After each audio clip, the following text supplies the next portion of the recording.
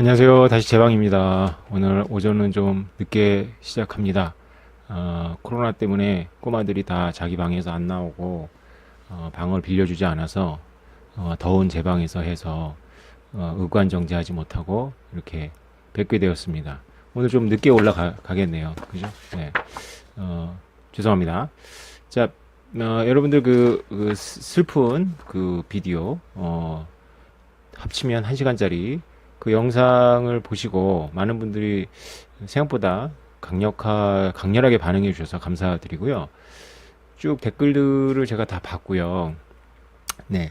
그 비즈니스 관련해 가지고 그 아이디어 관련해 가지고 여러분들이 이해를 하시면 그 좋거든요. 왜 좋냐 하면 그걸 이해하신다는 의미는 뭐냐 하면 여러분들이 비트코인의 기본적인 원리를 그 이해하시는 거예요.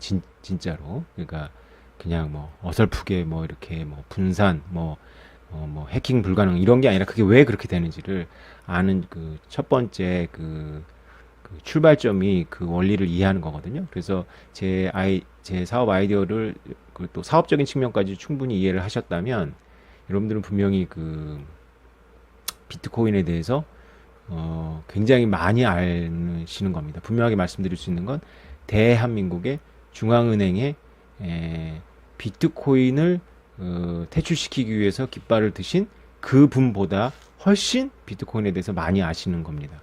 근데 이제 오해하시는 부분들도 있어요. 그래서 질문들 보시는데 질문들에 올라오는데 그거는 제가 질문 관련한 주제에 관련해 여러분들이 그 오해를 하시더라도 질문을 쭉 올려주시면 제가 그걸 모아서 섞어서 한 편 찍겠습니다. 그 이해하는 게 되게 중요하고요.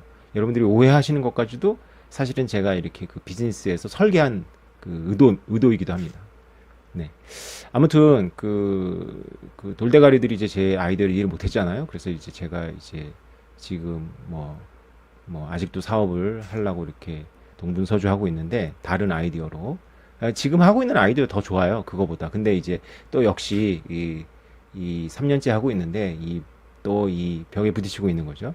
아무튼 뭐 한 번만 되면 되는 거니까 그거는. 네. 오늘은 여러분들하고 슬픈 이야기 하지 말고 기쁘고 감사한 이야기를 좀 해보려고 합니다. 자, 어저께 여러분들 어제 그 포브스지에서 나온 뉴스예요. 포브스지는 미국의 이제 경영인들이 많이 보는 잡지죠. 뭐 권위 있는 잡지니까 여러분들 아마 아실 겁니다. 거기 포브스지에서 제가 제목은 띄워드릴게요. 그러니까 뭐 에티오피아가 그 비트코인 때문에 잘 살 수 있다. 뭐 이런 거예요. 그 중에 내용 중에 하나를 보면 에티오피아가 그 좀 힘든 나라잖아요. 근데 그 주변 국가한테 그 전기를 수출해 한대요. 그 에티오피아의 르네상스 댐이라고 있다고 합니다. 르네상스 댐. 거기 수력 발전인데 거기서 남는 전기를 주변 국가에 뭐 수단하고 지부티 같은 데 수출을 한대요.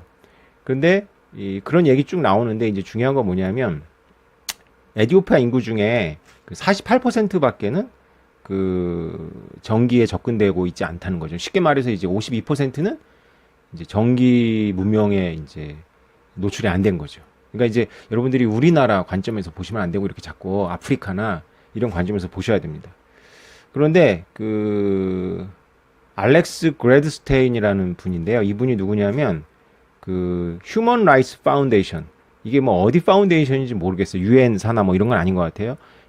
그냥 휴먼 라이츠 파운데이션에 그러니까 뭐 인권 재단에 굉장히 높은 오피서인 것 같아요. 이분이 이제 기고를 했는데 수십억 명의 그 개발국가 국민들이 비트코인 때문에 전기를 쓸 수 있다. 이런 주장을 하고 계시는 거예요. 이분이 뭐라고 얘기를 하냐면 에티오피아 예를 들면서 에티오피아에서 5%의 남는 전력을 가지면 1년에 2100개의 비트코인을 채굴할 수 있는데 2100개의 비트코인을 채굴하고 그 아식 칩 비용을 빼면 이건 사실 감가상각인데 이건 계산하기 따라 다릅니다. 이거 회계적으로 한 번만 쓰고 버리는 건 아니니까. 어쨌건 7천만 달러를 매년 벌 수 있는데요. 이것은 그 5%에 남는 전력으로 이렇게 할 수 있는데 이것은 에티오피아가 이런 댐을 르네상스 댐 같은 거를 짓는데 17억 달러가 든대요. 이런 거를 세울 수 있다. 이런 거죠. 그래서 더 많은 전기를 더 많은 국민한테 제공하고 주변 나라에 더 많이 수출할 수 있다.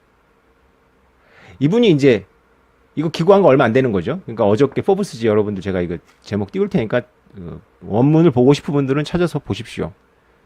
이분은 이제 개발 국가의 국민들이 많이 전기에 노출되어 있지 않은데 정말 그 기가 막힌 아이디어가 있다. 그거 뭐냐면 이게 왜 전기를 노출이 안 되냐면 전기 인프라를 깔면 전기 수요가 안정적이어야 되는데 전기를 생산하면 전기를 많이 버리게 되고 안정적으로 이렇게 공급할 수가 없어서 아예 투자를 해주질 않는다. 수지 타산이 안 맞으니까 이 개발국가의 발전소에. 그래서 그러면 그 개발국가의 발전소들이 전기를 비트코인을 채굴 하자. 그럼 비트코인을 채굴하면 그 발전소들이 수지가 되니까 수익이 되니까 그렇게 해서 남는 전기는 비트코인 채굴하고 그다음에 국민들한테 전기를 공급하자.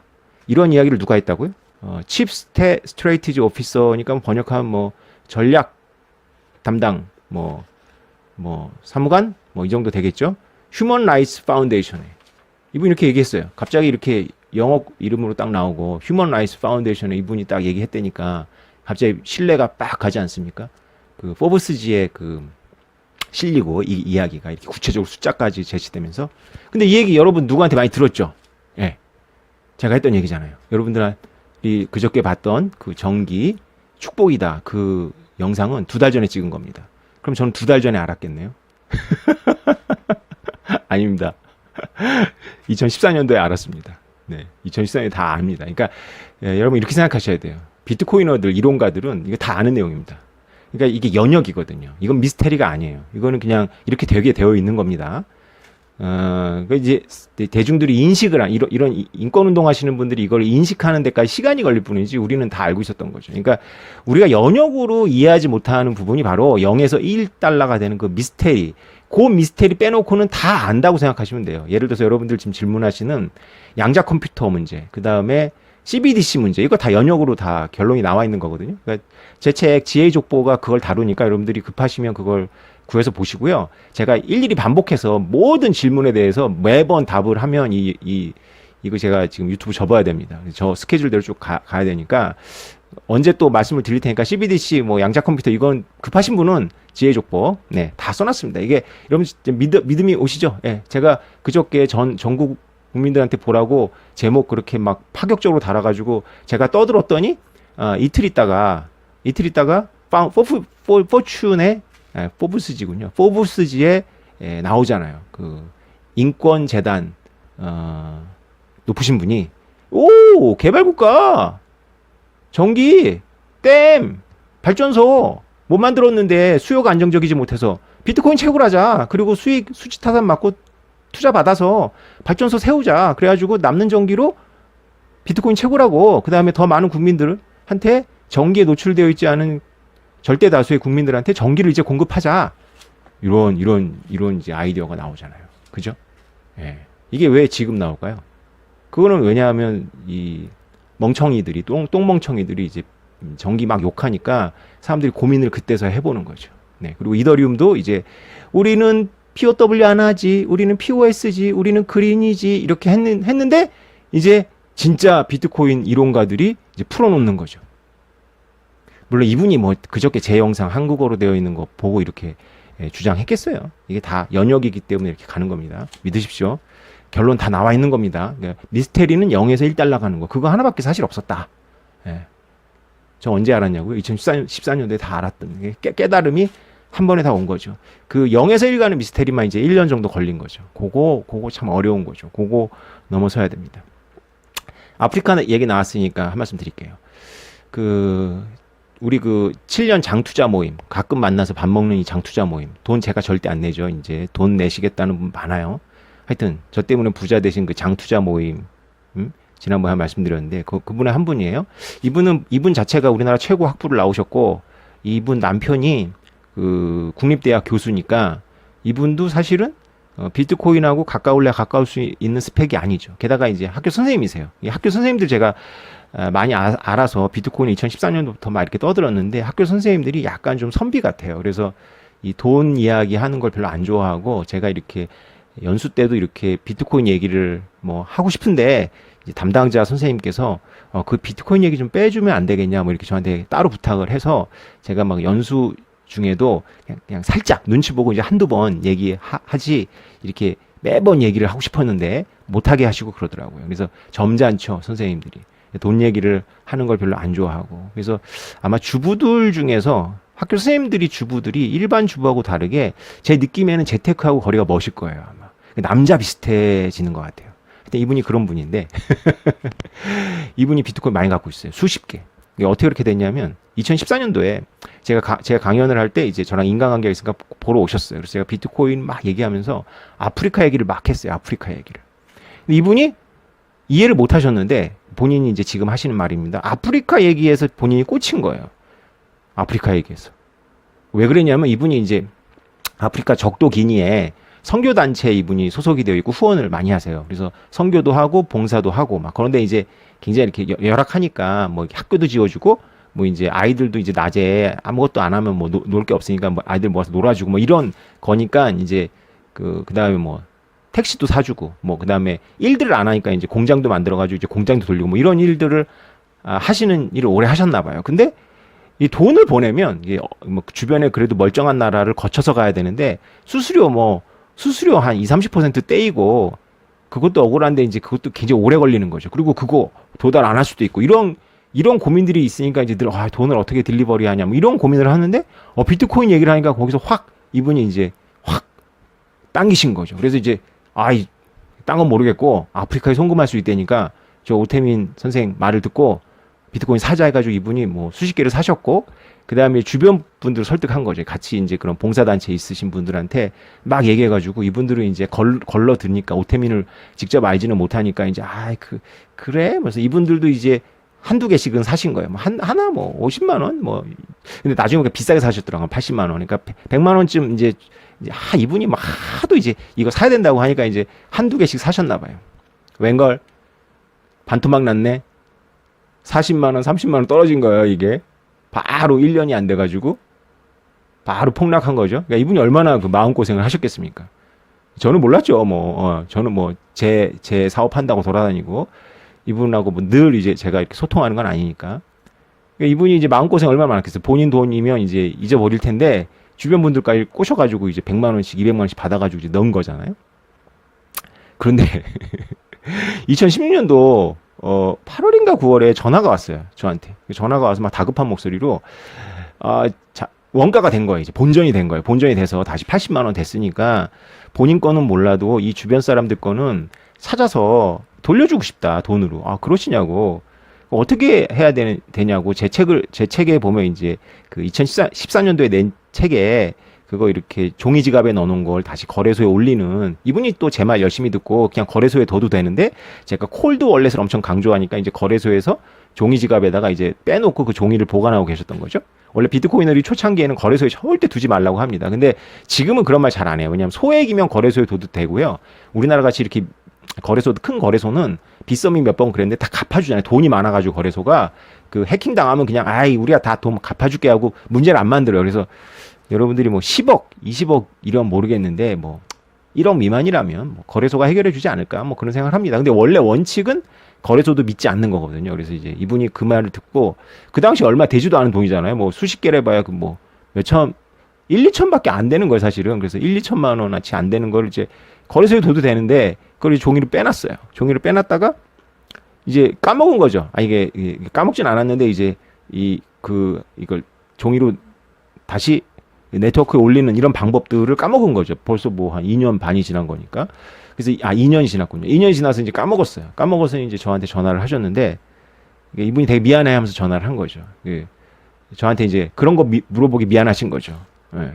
뭐 거시적인 거 물어봐야 되는데 그런 기술적인 거 물어보기 미안하셔가지고 제가 뭐 이렇게 방법 가르쳐 드렸는데 못 하시더라고요. 그래서 제가 막 그 문자로도 보내드리고 다른 방법도 찾아가지고 막 보냈는데 이분이 저랑 한 일주일 실랭이를 하셨어요. 못 하시더라고요. 근데 만약에 이분이 저보고 한번 선생님 정말 미안한데 한번 와서 직접 해주시면 안 되냐라고 했으면 제가 갔을 거예요.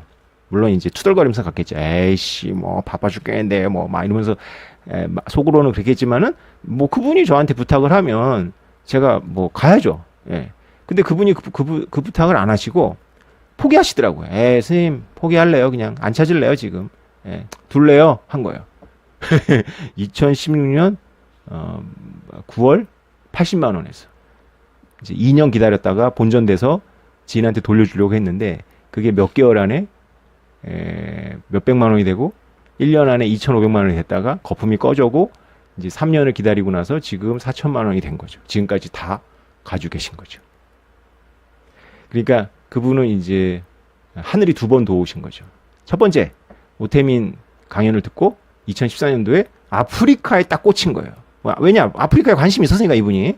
아프리카 어떤 문제인지 이렇게 추상적으로, 오태민도 추상적으로 공부한 건데 이분은 실제로 경험을 한 거니까 거기서 한번 하늘이 도우셔가지고 사게 하고, 자기만 안 사고 또 주변 설득해서 사게 하고, 시련도 주셨죠. 시련의 길, 2년이라는 그 남의 눈치 보고 막 얼마나 미안해요. 본인 말 듣고 샀는데 반토막 됐으니까, 그죠? 얼마나 미안하겠어요. 근데 뭐 그걸 그리고 본전에 팔아서 이제 돌려주려고 했는데 그게 이상하게 그렇게 어렵지 않거든요. 그리고 이분이 머리 나쁜 분도 아니고. 저도 이해가 안 갔어요. 뭐 그 쉬운 걸 자꾸 일주일 동안 저를 막 괴롭히시는 거예요. 그래서 갈까 한번 이런 생각을 했는데 제가 부르면 가려고 그랬는데 안 부르시더라고. 그래서 안 갔었는데 거기서 또 하늘이 두 번 도우신 거죠. 그래서 이분이 지금 수십 개 지인들 것까지 하면 뭐 지인들은 이제 그분 지인들은 이제 후회하는 거죠. 내가 왜 그때 하나밖에 안 샀을까? 내가 왜 그때 두 개밖에 안 샀을까? 뭐 이런 생각을 하게 되는 거죠. 이게 참 기쁜 일이죠, 그죠? 복이 있잖아요, 복이. 여러분들 지금 제가 오늘 에디오피아 얘기 드리고 이 적도 기니에서 봉사 활동하시는 선교 봉사 활동하시는 분 이야기 드렸어요. 이분은 이제 비트코인 팔아가지고 뭘 할 거냐면 그 적도 기니, 세네갈인가 적도 기니에 뭐 물 저장소 이런 것도 있겠지만 그 택시를 보낸대요, 택시를. 택시가 이제 중고차들이 이제 돌아다니다 아마 도요타일 건데 그 도요타의 픽업 트럭 같은 거겠죠. 그거 보내면 거기서는 택시라는데 그 택시를 우리 생각하는 그런 게 아니고요. 그 택시를 이제 여러분들 사진 같은 거 보면 아시겠지만 그 게릴라들이 이용하는 그 도요타 있잖아요. 그런 지붕에 타요. 그러니까 택시 한 대가 이렇게 이동할 때 온 부락이 가는 거죠. 같이 타고. 그러니까 한번 읍내 나가려면 그 우리 생각 개념의 읍내가 아니라 이제 한나절 가는 거니까 동네 사람 다 모아가지고 버스를 해야 되는데 그 돈이 없으니까 택시에 이제 한 수십 명 안고 타고 해가지고 가는 거. 그 택시를 이제 사서 보내는 거죠. 이제 비트코인 10배 되면, 지금보다 10배 되면 이제 하나 팔아가지고 택시 10대 보내는 거죠. 네. 얼마나 좋습니까? 이렇게 되는 거죠. 그래서 아마 이분 때문에라도 하늘이 또 도우셔가지고 비트코인 10배가 조만간 될 거예요. 왜냐? 세네갈하고 적도 기니에 택시가 필요하거든요. 아시겠습니까? 우주는 이렇게 움직이는 겁니다. 네, 우리가 참 기쁘고 감사한 일이 많죠. 사실은 제가 어제 그제 영상은 좀 제목을 좀 어그로도 끌고 제 마음도 그래서 그렇게 좀 괴상망측하고 흉측한 제목을 달았는데 여러분들이 그 긴 내용에도 불구하고 다 봐주셔서 너무 감사하고요. 여러 번 보십시오. 여러 번 봐야 되는 이유는 저의 그 원맨쇼를 여러 번 보셔야 되는 게 아니라 제가 그 안에 굉장히 중요한 신비와 원리를 넣어놨거든요. 그래서 여러분들이 그걸 이해하셔야 돼요. 그걸 이해하시면 다음 단계로 갈 수 있어요. 뭐 제가 UTXO도 설명드릴 거고 이제 쭉쭉 NFT 뭐 이런 거 쭉쭉쭉 설명드릴 거거든요. 그러려면 원리를 알고 계셔야 돼요. 그래서 저하고 약속하시는 건 원리를 알기 전까지는 알트에 눈을 돌리시면 안 돼요. 왜냐? 알트가 비트코인보다 훨씬 어렵다고 제가 말씀드렸잖아요. 네. 비트코인이 제일 쉽습니다. 제일 쉬운 거가 이 정도예요. 그리고 여러분 성경에 이런 말씀이 있잖아요. 밭에 감추어진 보화를 보면 너희가 밭을 사지 않겠느냐 뭐 이런 말이 있어요. 그래서 여러분들이 그 말을 듣고 이게 진짜 오태민 강사 말을 듣다 보니까 이게 보화야. 그래서 지금 내가 다 팔아가지고 그 밭을 사야지 이런 생각이 드실 수가 있어요. 잠깐 제가 그럴까봐 지금 말씀드리는 건데요. 그 보석이 있는 건 맞아요. 근데 지금은 2014년이 아닙니다. 지금은 그 보석이 있다는 걸 그 땅 주인들도 대충 눈치를 챘어요. 그 땅 주인들이 이제 제 강의를 듣는지 안 듣는지 모르겠지만 보석이 있는 건 알거든요. 왜냐면 개발업자들이 막 도시에서 와가지고 자꾸 물어보고 부동산에 자꾸 뭐 얼마에 팔라 그러니까 이 사람들이 지금 자기 밭의 가치가 올라가고 있다는 걸 아는 거야.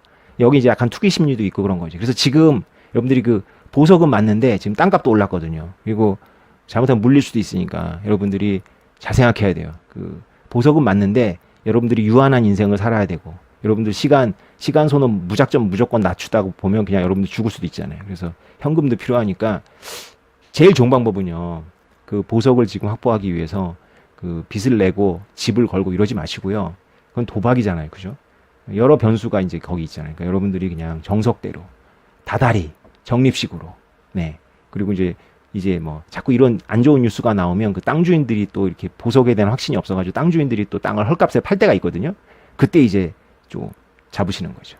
네. 오늘도 오늘은 이제 기쁜 이야기 전해드렸으니까 여러분들께서 가벼운 마음으로 예, 이디오피아를 생각하시면서 이디오피아의 르네상스 댐이 또 하나 만들어지는 그걸 생각하시면서 자부심을 가지시고 우리가 비트코인을 살 때마다 제3세계 개발국가에서는 댐을 하나씩 만들 수 있구나 이런 자부심을 갖고 누가 뭐라고 짓더라도 멍텅구리들은 지져요. 그러니까 짓더라도 믿음을 가지시고 마지막으로 한 말씀 드리고 싶으면 이거 보시면 오늘 주제는 이거예요. 제 주변에서 2014년도에 비트코인을 잡지 못했던 배운 인간들, 우리가 소위 엘리트라고 이름 붙여주는 그 배운 인간들은 사실 여가 문제가 아니고요. 잘 생각해보면 여가 문제일 수 있어요. 여가. 그죠? 네. 감사합니다. 좋은 하루 되십시오.